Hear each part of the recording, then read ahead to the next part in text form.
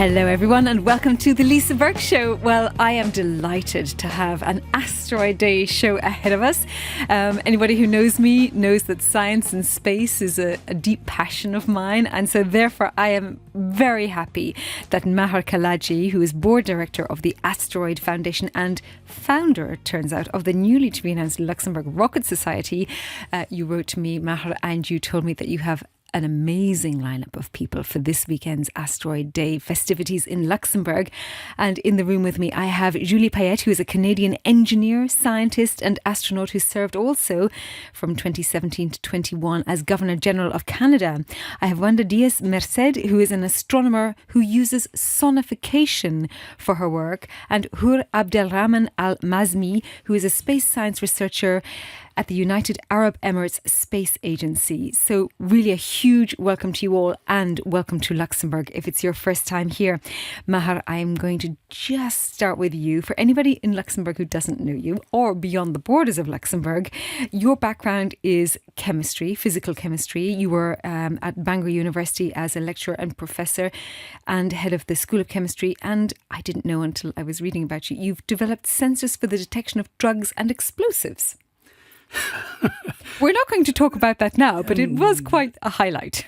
Thank you so much, Lisa. I'm delighted to be here. I'm actually surprised you invited me after the last meeting that we had, where you told me I talk too much. So this time I'm going to limit it to the essential things. Thank you very much. We're delighted to have such an eminent, illustrious group of people in here in Luxembourg. And as you know, the Asteroid Foundation celebrates Asteroid Day on June the 30th. This year happens on Sunday, so unfortunately we have to move it back a bit. And we celebrate that event, and we try to bring eminent astronomers and astronauts, of course, to Luxembourg. They talk to school children here. They interact with the public in general tomorrow. And we try to bring the companies which are interested in space to talk to them, and basically to inspire the public. This is our public awareness program. Outreach is something that we really are interested in. And we want to, as I was explaining or talking to Julie earlier, we want to break that glass ceiling. Gender equality, we want to bring all these females into science, technology, computer science, and anything to do with space. Well, we have diversity in all its forms here today, I would say. Julie, I want to turn to you because you have such an incredible, deep knowledge of space. Your entire career has been in it. You started with engineering degrees at McGill and then the University of Toronto. You worked as a research scientist before you joined the Canadian Space Agency in 1992 as a member of their astronaut corps. You completed 2 space flights, more than 25 days in space from what I have read. You also served as capsule communicator at NASA Mission Control, their centre in Houston from 2000 to 2007, and as CSA's chief astronaut. In 2013, you were named COO for the Montreal Science Centre. And then, of course, you've also had your role as Governor General of Canada, appointed by Elizabeth II. So that is an extraordinary CV I've just read out there. But let's go back to the engineering. What was it that made you want to study engineering? I've always wanted to be an engineer, I think. It has to be with what you like, and that's what I say to young people. We all have talents and all have things we're okay doing and we are good at. The idea is to identify that and then to go for it. But when I was a kid, when I was growing up in Montreal at the age of about 9 or 10, I was watching on television the Apollo missions to the moon. And when people say that you need to have a role model that looks like you, I completely disagree, because when I was 10, I was watching the Apollo astronauts go to the moon. And I could see myself doing that. I could see myself going into the rocket and blasting off into space, landing on the moon, driving the lunar jeep, getting back, and then parachute down in a capsule into the ocean. But then I had very little in common with the people who did that. They were American. I was Canadian, and at the time, there was no such thing as a Canadian Space Agency yet. They were men, and, well, I'm not a man. And they were test pilots. and military test pilots. And they had flown in all kinds of airplanes. And I had never been in an airplane at 10. And no one in my family had been in an airplane. And they spoke this language that I didn't understand well. Parce que ma langue maternelle est le français. I didn't understand English when I was 9 and 10 very well. And I was completely inspired. And people don't realize that when we push ourselves outside the limits of borders, we actually can be inspired by exploration, discovery. It doesn't matter where you're from, what language you spoke at home, what color is your skin, what gender you are. It may be for you. And that's how I decided to go into engineering, not thinking I'd become an astronaut. But then, you know what? There was an opportunity to apply, so I did. And the Canadians did develop their own space agency. So serendipitously, you also were there as things were building and changing. And now, of course, we have more space agencies. We'll talk about the UAE's space agency. We have one in Luxembourg, even different types of space agencies. But through the work that you've done, your description there wasn't sparked by somebody that you could compare yourself to. It was the idea. It was the idea of space and the exploration and the curiosity that you have for that. You did end up in space. What's it like up there? Awesome. Extraordinary. Of course, to be part, and I was part of 2 missions to construct the International Space Station. So to be part of that team, both on the ground and the people who built the space station in space is an extraordinary privilege. But also to be able to see the Earth from above, to work into the advancement of knowledge for people on the ground is just another privilege. And of course, it was your engineering background that allowed you to have that opportunity to develop. No, you're shaking your head. It wasn't the engineering? Well, people ask the question, who applies to be an astronaut?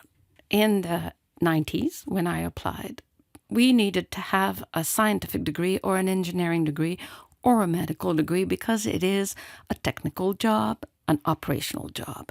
But you don't go to a university to become an astronaut. You build your career in science or in medical science or in engineering. And then when there's a recruitment program by a space agency, then you apply. And in the application process, they're not necessarily looking for someone who's in aerospace. They're looking for someone that can participate in the program, go through the training, is a good team worker, has some ability to communicate, and is good operationally. So you've listed some of the skills necessary there, given that you've obviously you were successful, but you've also been an astronaut. What are the most important qualities? Perseverance, teamwork for sure, and dedication to effort, competence. And that can apply to almost any job. Mm-hmm. Absolutely. And then I want to turn to the work that you did where you were working in Houston. Everybody knows Houston. They know about, most people in the world have heard about NASA. So your role there was capsule communicator. What does that mean? Well, we use the acronym at NASA. It's Capcom. And if you see old footage from the early flights at NASA, the Mercury missions or even the Apollo mission, there is always a person at Mission Control Center. It's on the ground where all the computers are, who speaks to the astronaut in space. And that person is the capsule communicator, the Capcom. And we have Capcom still today. It's in order to organize how we communicate with the crew in space. Instead of everybody speaking at the same time on the loops, we have one person that conveys the message, and that is the Capcom. And up until recently, the Capcom was most of the time a trained astronaut because of the language we use. And if we've gone through the training, the same training as our colleagues in space, then the communication is even better. It's very similar to air traffic control communication with pilots flying airplanes. So it's a real privilege. And at NASA, now we have Capcoms that are not necessarily space flyers, and that is a tribute to all the thousands of people on the ground without whom the missions would not be possible and are just as well-trained and competent and extraordinary as those of us who get the privilege of flying. Tell us a little bit about the vocabulary that you said is necessary when you're an astronaut, that you're speaking to those astronauts, you're giving them directions, the time, the words, they're valuable. So did you have a voice? Did you have a certain type of language that you used as Capcom? Oh, totally. We speak another language. Go on, give us an example. Endeavour Houston. And then they reply, yeah, Houston, go ahead. Can you go to panel RA? We need a refresh of the switch for cycling of the hydrogen tank. Okay, this is very exciting, isn't it, to hear this language? Thank you, Julie, for just elaborating there on the voices and the language that you used. Wanda, I want to turn to you because your story is really quite exceptional in so many ways. It's hard to know where to begin. You were born in Puerto Rico. You began to gradually lose your eyesight as a teenager into early adulthood. And you're known to the world incredibly using sonification to turn large data sets into audible sound. And of course, you've got so many accolades as attributable to this. But let's go back to those years as a teenager. I have 2 teenage daughters now. What was it like when, first of all, you realised you were losing your sight? It was very challenging. First, you do not want to accept that you're developing a condition. Not because I'm diabetic, so I have been diabetic from childhood, but that you're developing a condition that will impact your life. So I went into negación, into denial, for a very, very, very long time. I didn't want to use the cane, so I fell many times. And my niece will hear this for the first time. I have one fake teeth or tooth, how do you call it? Because I would fall and then break it. And all of those things, right? That transition from you being able to serve a glass of water and then having to relearn to serve a cup of water and drink water, you need again to learn how to how to brush your teeth, how to grab the food from the plate. So it was a very slow transition, but thankfully I had people telling me not to give up. And people that did not, I was already a young adult when I began using my cane. I had also people that didn't infantilize me or paternalize me. So if you need water, you need to find a way to get into the kitchen. And it sounds harsh, but that helped a lot. Because I had to start to think like a problem solver, right? Which is a skill that you need in science, but also you need it to survive in daily life. Always assessing for risk, always searching for a way out of whatever unforeseen circumstance that may arrive. But I'm very surprised because as I have heard from other collaborators, they fall in love with their beds. And one friend of mine, he said, "You didn't fall in love with your bed," meaning that I didn't stay at home just waiting. Many of us, we just step out. People do not perceive, right, that they take it for granted. And to us, at some point, it's not hard what we are doing. But to get to that point of you being able to feel that you have the reins of your life once again, that is another process. And I have friends that say that the incredible part is that we didn't fall in love with our beds. And I do not know if you understand that saying, but that we didn't stop ourselves. We didn't just step back. In my case, thanks to the fact that I had voices telling me if it doesn't exist, you have to make it. And if you do not make it, it's because you don't want to do it. Those voices, even though it sounds harsh, to me it served as an encouragement. So I assume the responsibility. So you didn't accept the status quo, is what I'm hearing. You never stayed with what was easy. You always pushed beyond those boundaries.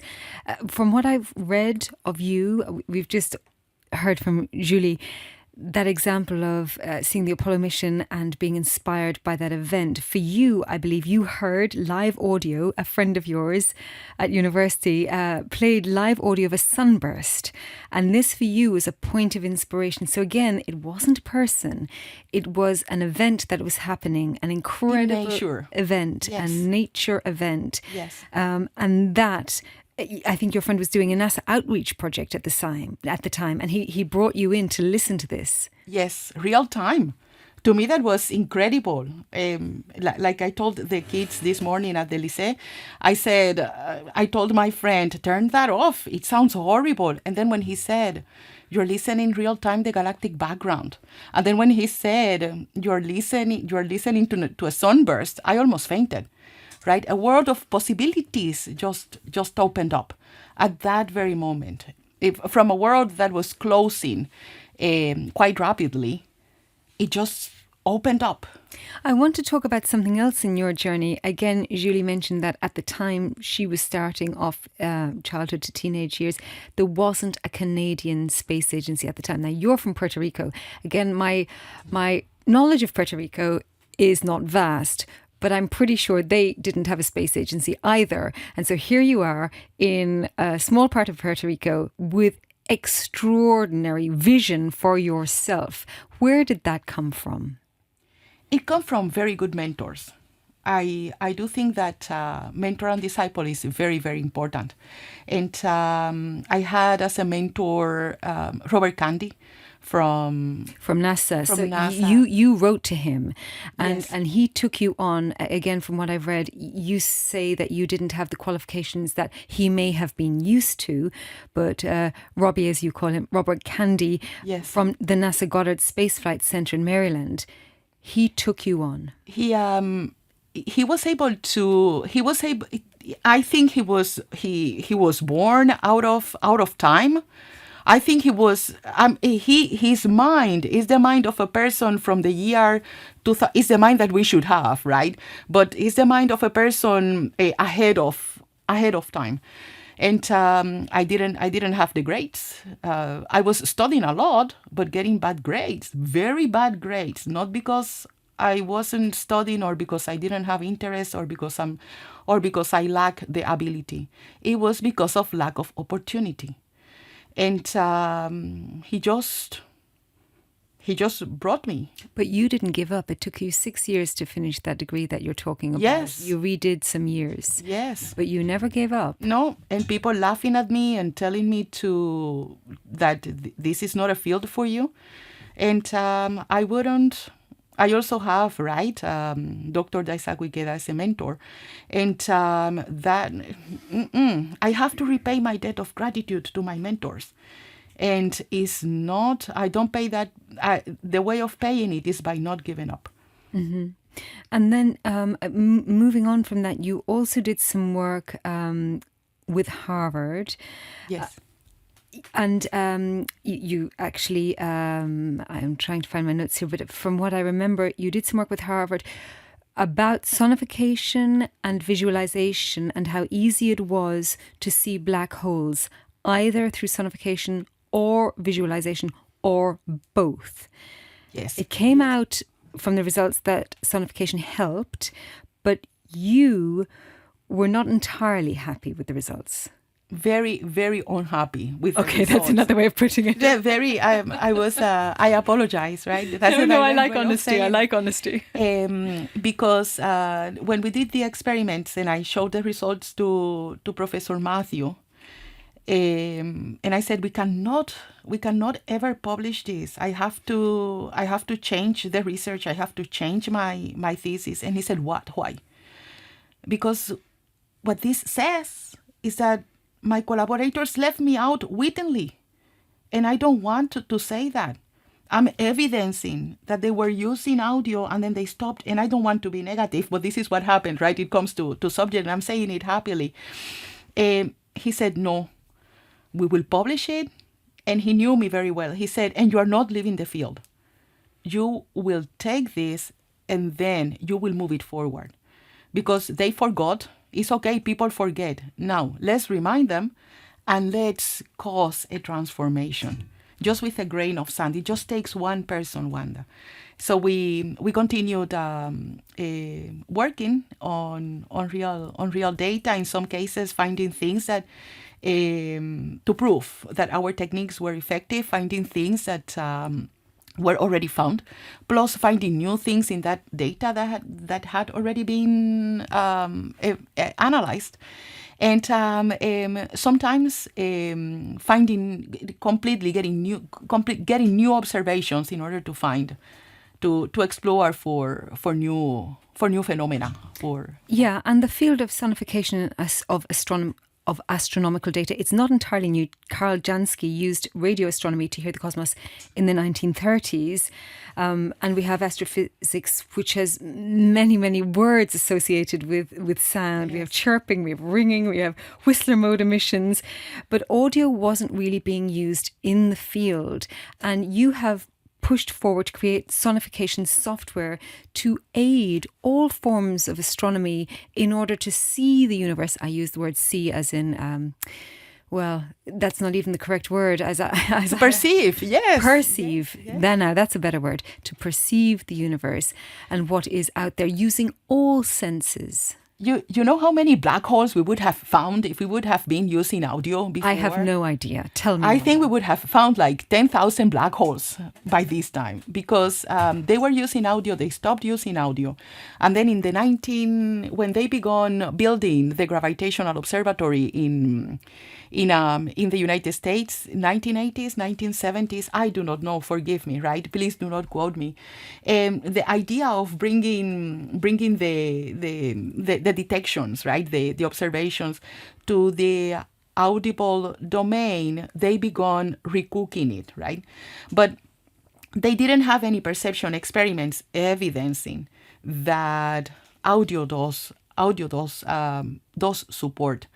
And the point that I want to bring is that we did the experiments, and by having proof that it helps, then we could move forward with credibility to support the scientific community to use audio, to get trained into use audio if they want to use it, if they feel, right, is they have choices. But also, as I felt very unhappy, even though I'm a scientist and I want to do my science, but also for the peoples that we have perhaps scared, or people that feel that they do not have a space in the field, to feel that they can bring their own performance styles and use them. And not only use them, but use them for research. And that there is possibility for everyone in the field.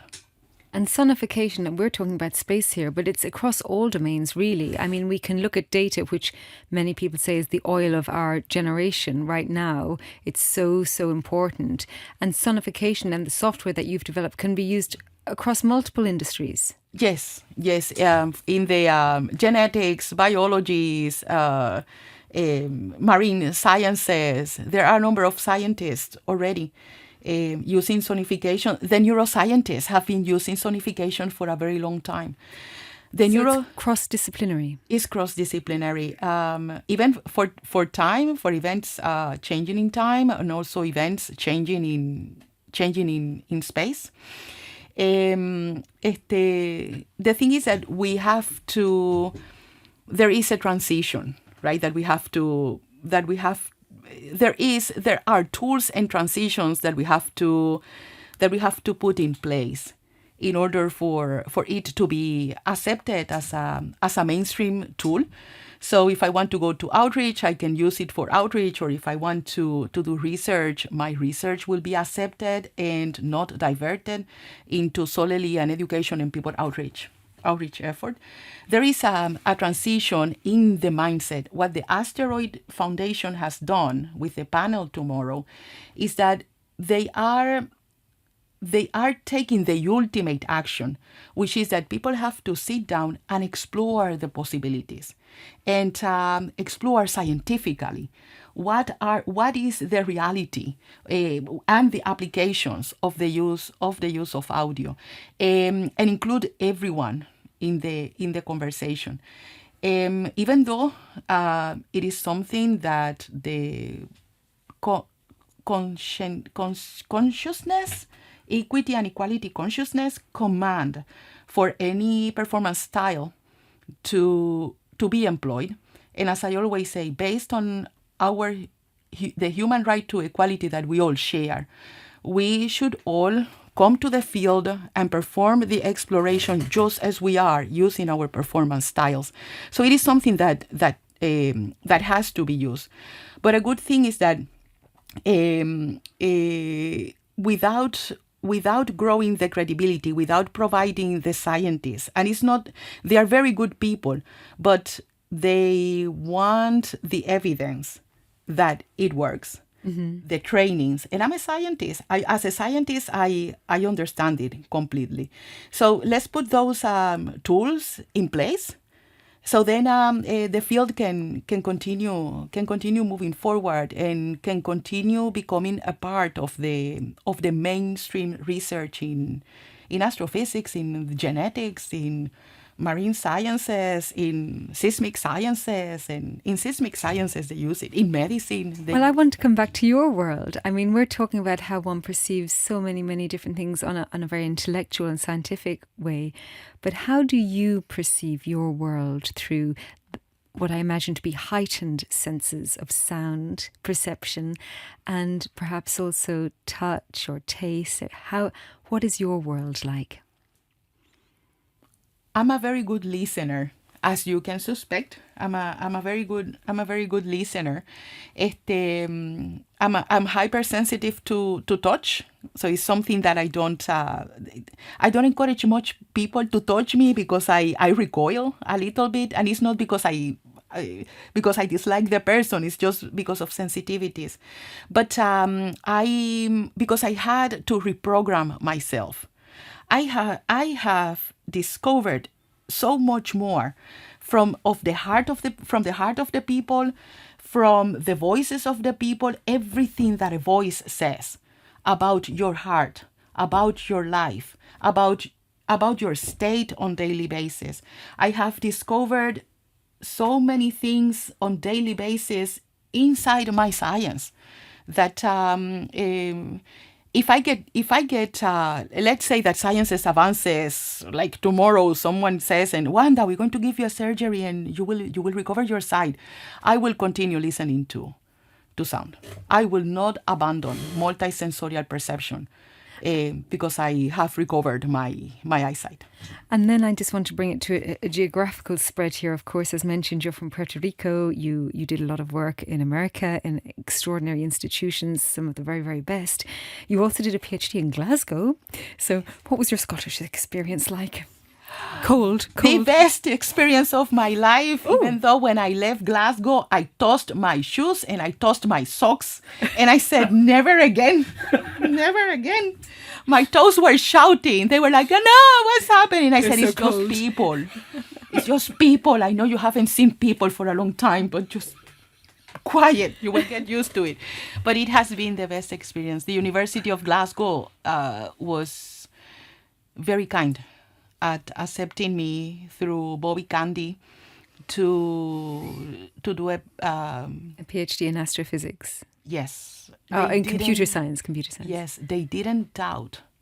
I got there with these grades, and neither Bobby, neither Professor Matthew, Dr. Brickhouse, or Stephen Brewster, they didn't doubt. Well, it comes back to what Julie said right at the top, which is perseverance. They saw in you. I mean, it's apparent within a couple of minutes of meeting you. Perseverance is just exuded from every orifice of your being. I mean, I can feel it right here, and I'm just opposite you right now. Hur, I want to move to you. You're from the United Arab Emirates, so welcome to Luxembourg. Is it your first time here? Thank you. Yes, it is my first time. Well, welcome. Now, a little bit about you. You are now with the the UAE Space Agency. You're a space science researcher and a member of the Emirates Mars mission science team since 2017. You're interested in studying the link between Mars water vapor rise during dust storms and hydrogen escape. And you studied in the University of Colorado Boulder.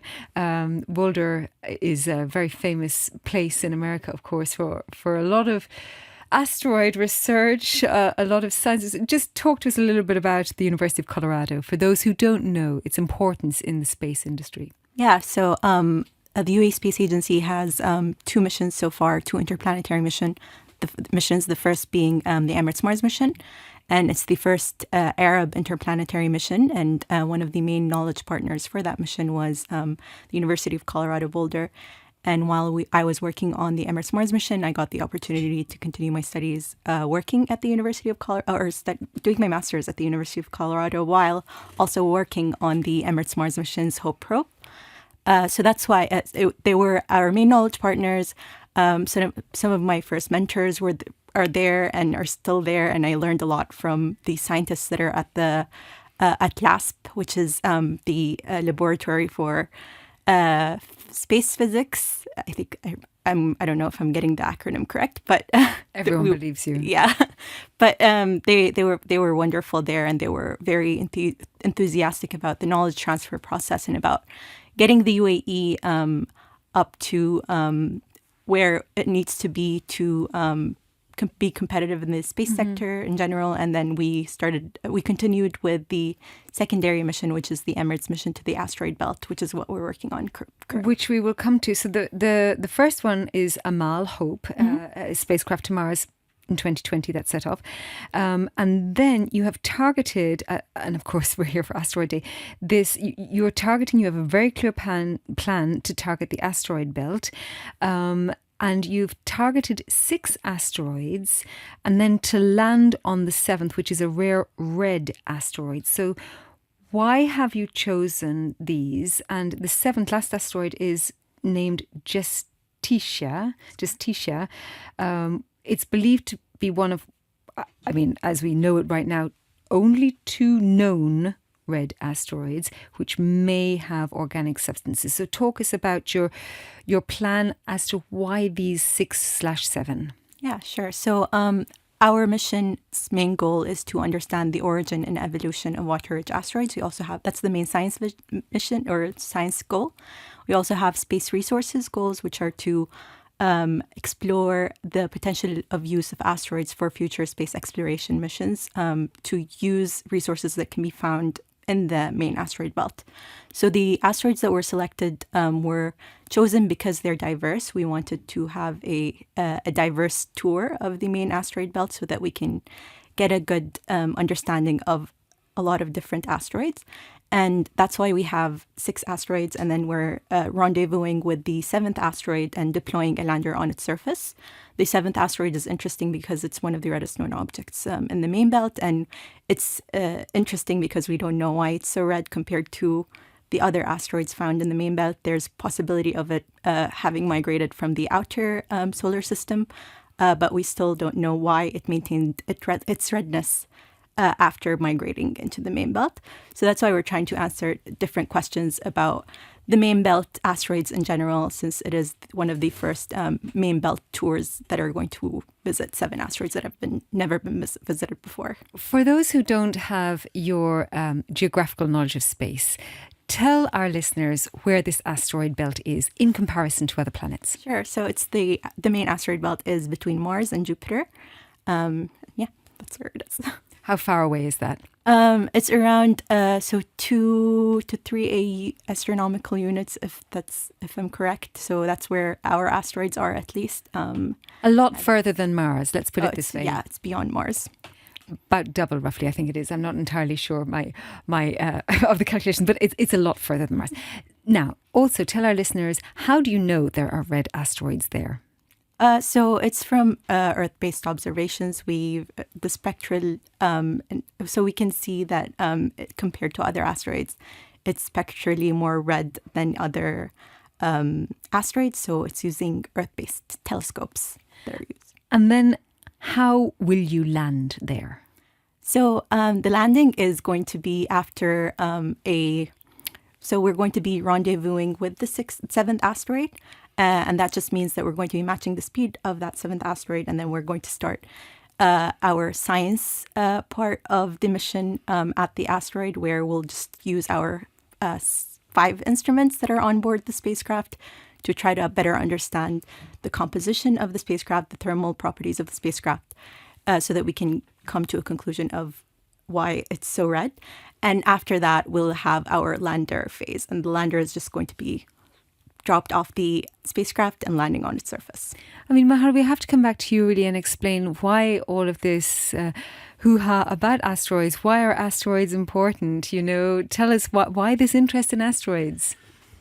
Lisa, well, there are 2 things here. The first one is that there have been incidents where asteroids hit Earth, and we have to be really aware of where they are. Knocking them out of our way. Knocking them out of the way. That's one that I'm always going to come to that.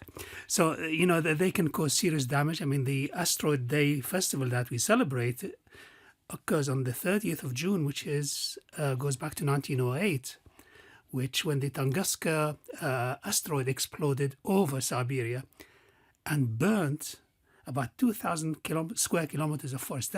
Luxembourg is 2,500 square kilometers. So size of Luxembourg in Siberia. Absolutely. So, they can do certain damage. We know about the asteroid theory, about destroying the dinosaurs and all of these things. So we have to be prepared. And that implies lots of science and technology which has to go into studying these asteroids, like Hoare is doing, and looking at ways of deflecting them. And that's what's happened last year. And that's what's going to happen next year with when they look at how much it has deflected by. So these are things that are important in terms of science and technology protection of Earth. The second thing is, which we both were sitting at Space Resources Week, which was organized by our sister organization, EastRig, is that there are lots of minerals, there are lots of resources there, which if we want to start talking about space travel, we don't want to be taking everything from Earth. We have to look at what these asteroids have on them, try and use these resources to go further than we can do with just the resources that we have here on Earth. And of course, that creates an economy, and lots of companies are interested in that. Science, technology, business, they all come together in here. Yeah, and of course also to say that it's extremely expensive and difficult to take things from Earth. I don't know if anybody in the room has any figures on, when you're taking water up to space. Do you have any ideas of, I can't remember the precise numbers, but it's very expensive to take a litre of water into space because you have to get beyond the Earth's gravity. It is, and then we have the tyranny of the rocket propulsion equation.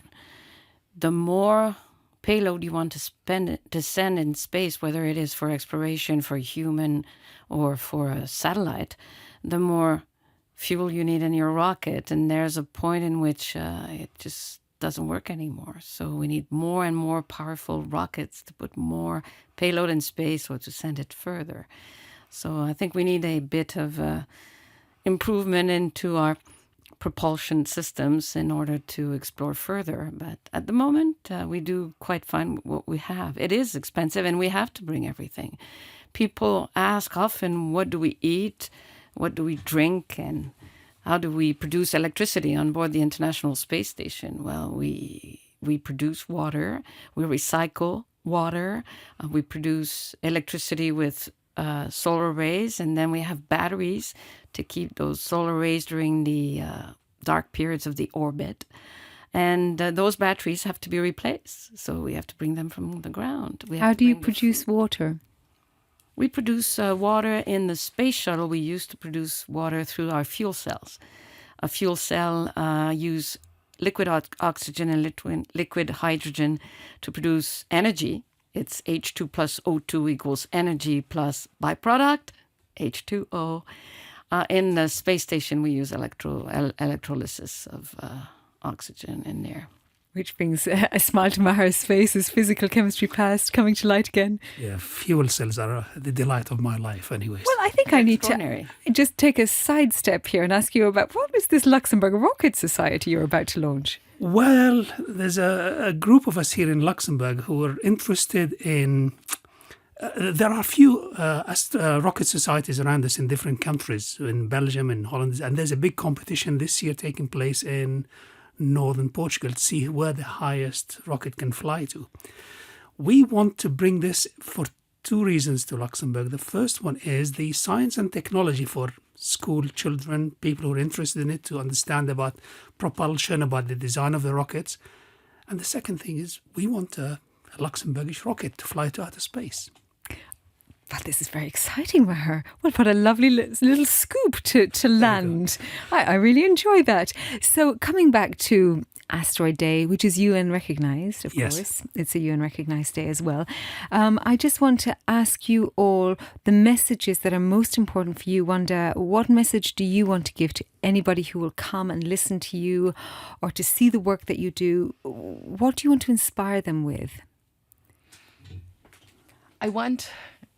That's a very encompassing, embracing. Very open. It's very open. Okay, yes, it's quite open question. It's another way of saying what matters to you. And it's a beautiful question. I want people to know that any time, at all times in their lives, they are in the stage of life, and at that very moment, what matters is what they choose. If they go on after their dreams, or they do not go after their dreams, meaning you have your future in your hands. And I want to encourage them to never give up. But Wanda, how do you find your dreams? A lot of people don't find them. Your life tells you. Your life tells you. You will know. People know. When I heard the data, when I heard Emilio's data, I was not even interested in astronomy. That just opened up my world, as I said before, and I knew this is what I want to do for the rest of my life. Well, that's very, very extraordinary to listen to. I think, Maher, yes, you want to add to that? Yeah, just this morning I listened to Wanda talk to about 300 school children here in Luxembourg. And to be honest, throughout my scientific career, I've never heard, and I'm 65 now, I've never... You don't look a day over 25. I'll come back to that in a second. But I've never heard of anyone occupy the stage and move so freely and easily. And she couldn't see where she was. Move so freely and easily, and the stick was indistinguishable from her. You couldn't tell where she was. And there was only one slide behind her for like 25 minutes. And I thought, oh my God, is this... But then I looked at the students, and normally they have the interest, the brain interest of a goldfish, 3 seconds and they switch off. But they were all just like sitting there, mesmerized. She was talking, she was doing a soliloquy there, ululating, singing, doing music with her mouth, with only one slide above her. And it was absolutely an amazing way of presenting data. Mm. Well, you're giving me goosebumps as you speak. Does that mean you sing, Wanda? This morning I sang for the children, of course. For children, I will do anything. I sang the hydrogen spectra of an M profile of a spiral galaxy. Could you sing us the hydrogen spectrum of a galaxy?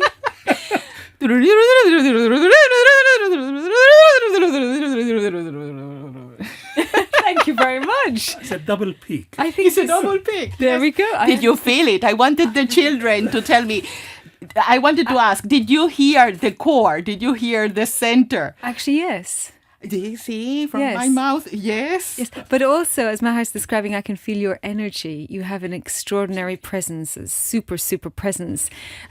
Turning to you, how old is the UAE Space Agency? So the UAE Space Agency was launched with the announcement of the Emirates Mars mission in 2014. So that makes it around 10 this year. In July, it will be 10. So yeah, that's how old it is. And I also want to move back to this because the UAE is, it's really forward-thinking. It's always developing forward-thinking plans because as a country, it is not that old. In fact, the space agency is already a significant fraction of the age of the country. Mm-hmm. Who is driving this? So the UAE Space Agency has its own, it has started developing its own path for the next 20 years for the space missions that we're having. So with the Hope probe, it was announced by the country's rulers that we want to get to Mars, and that is why we set our target towards Mars. But for the Space Agency, we're currently working on a policy that's going to help develop capabilities in science and technology and space technology in general within the UAE through the application of this policy. And we're also encouraging the private sector in the UAE to start working towards having space-related technologies and just encouraging space companies to come to the UAE. So it's about growing the space sector through the private companies and through supporting universities to contribute to the missions that we already have, and through setting a path for technology and developing space technology. So for a company, I mean, I don't really want to encourage companies to leave Europe, but for a company that may be interested in setting up in the UAE, what can they look forward to? So one of the initiatives within the UAE Space Agency is the Economic Zones Initiative, and that is launched by the Space Agency to provide companies that are choosing to start in the UAE or to move to the UAE that are related to the space field, and finding a good place for them to headquarter and giving them different initiatives and easing basically the process through that zone. And it currently has been working with several companies. And one of the initiatives are for people to have the opportunity to work on the Emirates mission to the asteroid belt. So the intention was for the lander to be a fully private sector developed lander. So that's one of the opportunities that are available locally. Do you feel, as an Arab lady, a good role model? Do you feel that? Do you have that on your shoulders? Or do you just feel like you're just doing the work you love?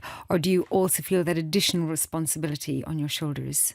I feel like I'm doing what I love mostly. I'm not sensing it, but when I do hear from people in schools and people who chose to pursue a degree in science or engineering because of the Hope probe mission or because of the astronauts that are within the UAE, and that does make us feel like we are very responsible for being a good example and making sure that we give back to mentor and to support people who are enthusiastic and passionate about this career, so that we can support them as well to get to better places within the space sector.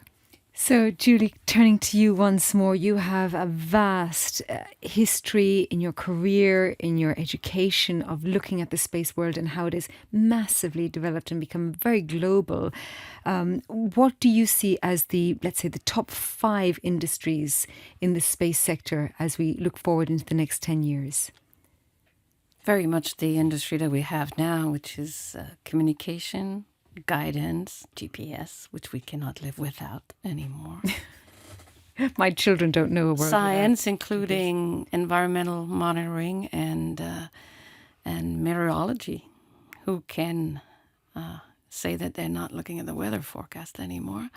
Exploration, and of course, human space exploration, because there is a difference, no matter what people say. When a robot lands on Mars, it's extraordinary. But the day a human being will set foot on another planet will be an extraordinary day. I just hope that person will do it on behalf of all of humanity and not just a single nation. And do you think there's a chance that that could happen? This will happen. No, I mean, do you think it won't be for humanity? It might be nation against nation.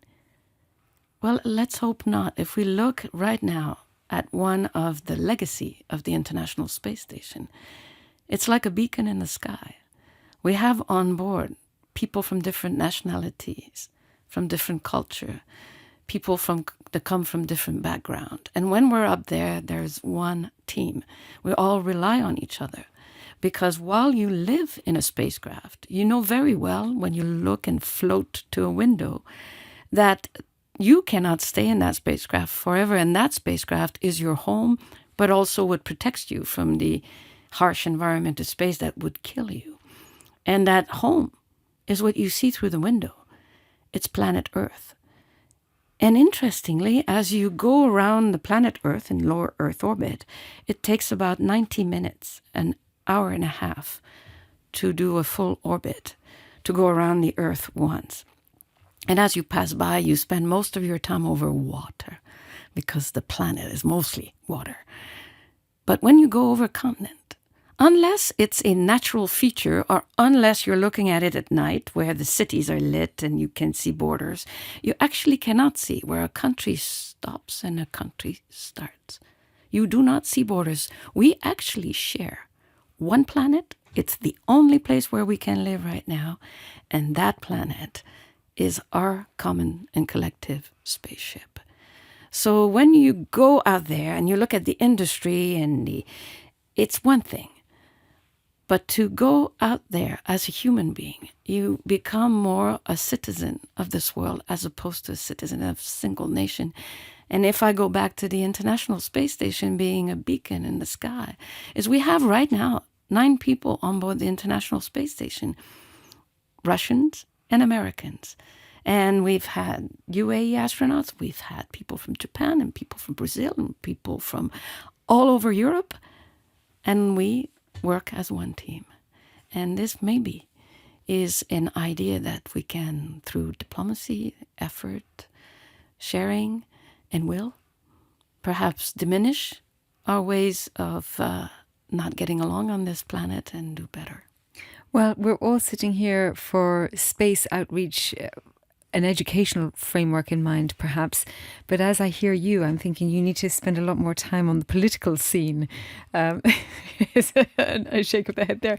Just to help people understand that this is one world and we should be living perhaps as one humanity, which is certainly not the case in our world today. Never has been, but it doesn't matter. We can improve, can we? Well, one hopes that we can improve. Any final thoughts? Thank you for having us here. I'm really happy to be in Luxembourg and I can't wait for my second visit here. And I'm looking forward to the festivities for Asteroid Day.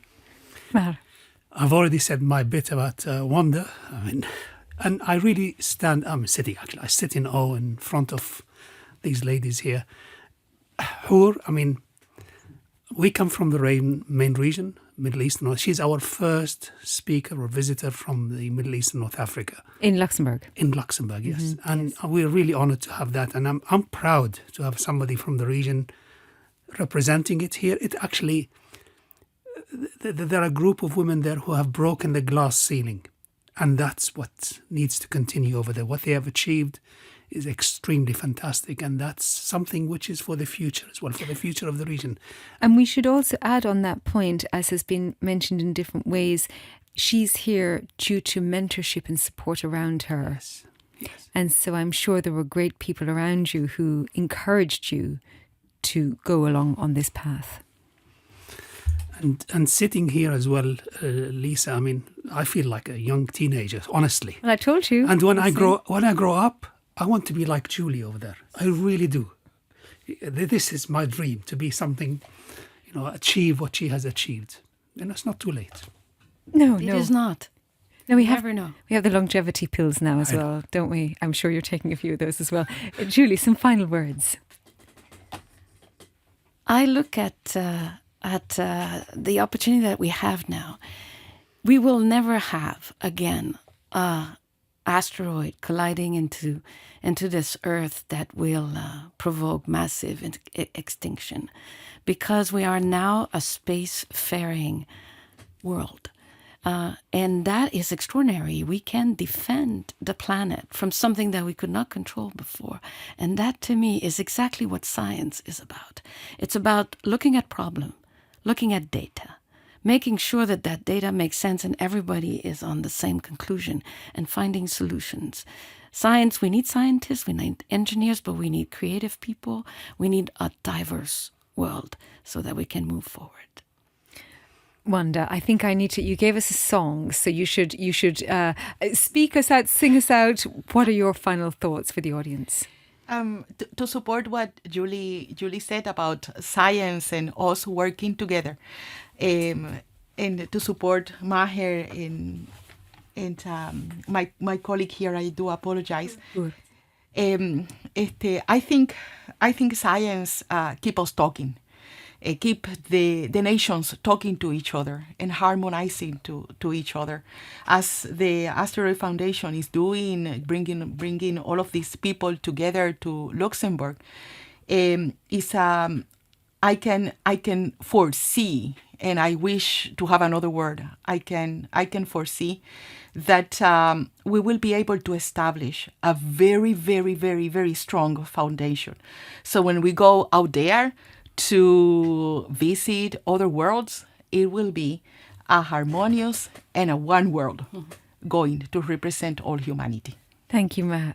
Thank you. I'm looking at you, Wanda, and I'm also about to ask Mahar. You've got 2 minutes, Mahar. I just want to thank people who made this possible. The Luxembourg Space Agency, they really are the ones who are powering us and giving us the opportunity to invite people here to have them talk to the general public in Luxembourg. The Fonds National de Recherche, we thank them for that, and the Roche Foundation. Those three have been instrumental in making this happen. And tonight we have Astronomer for a Night, where we'll be controlling a telescope in Tuscany from Luxembourg to monitor an asteroid which will be passing at its closest approach to Earth. It's still far away. I always It's still make very far the away. point. Yeah. It's still very far away. On that wonderful safe note, thank you so much, everybody, for listening. Thank you, Mahar. Thank you, ladies. Thank you all for being so inspirational, for the women out there, for all of the diverse groups that you represent. And also a shout out for all of the males who are working in space as well. It's a unit. Oh, Julie. Et merci beaucoup. Et je salue une salutation toute spatiale à tous vos auditeurs. Merci beaucoup. C'est parfait pour Luxembourg aussi. Adi, I should say to everybody, Adi. Adi. Thanks to you. Merci.